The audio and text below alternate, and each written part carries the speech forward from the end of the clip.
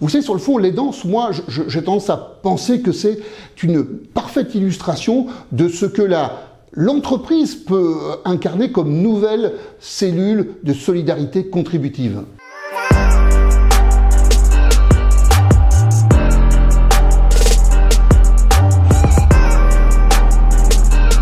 C'est vrai que l'aidance, c'est un sujet dont les pouvoirs publics se sont emparés, mais j'ai envie de dire presque modestement dans ces dernières années.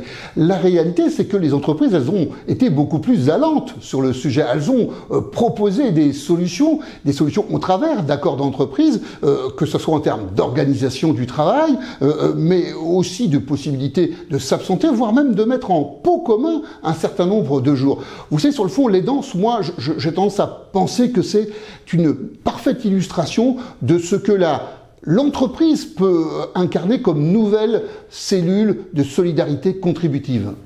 Les entreprises qui travaillent sur ce sujet le font en général dans des accords spécifiques. Moi, je crois que l'aidance doit être regardée aussi au regard de la seniorité de nos concitoyens.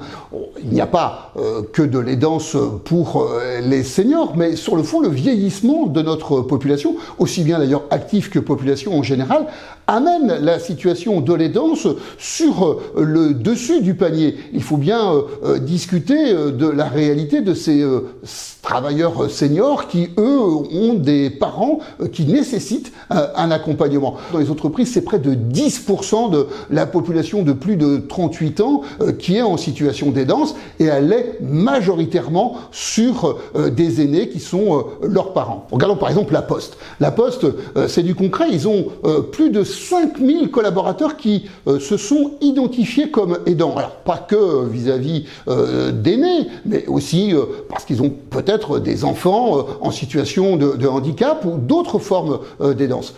Plus de 5000 aidants à la Poste. Quand la Poste regarde ce que ça coûte d'offrir un aménagement du temps de travail, au final, elle fait un constat positif. Elle économise près de 4000 € de coûts indirects en permettant à ces aidants d'être reconnus et d'être facilités dans leur travail. Le sujet des aidants, c'est pas uniquement le sujet des pouvoirs publics. Je crois que les entreprises ont commencé à s'en emparer, elles doivent le faire plus largement. Je pense que les branches, d'ailleurs, ont là du grain à moudre, se retrouver entre partenaires sociaux pour définir les conditions de l'accompagnement de l'aidance.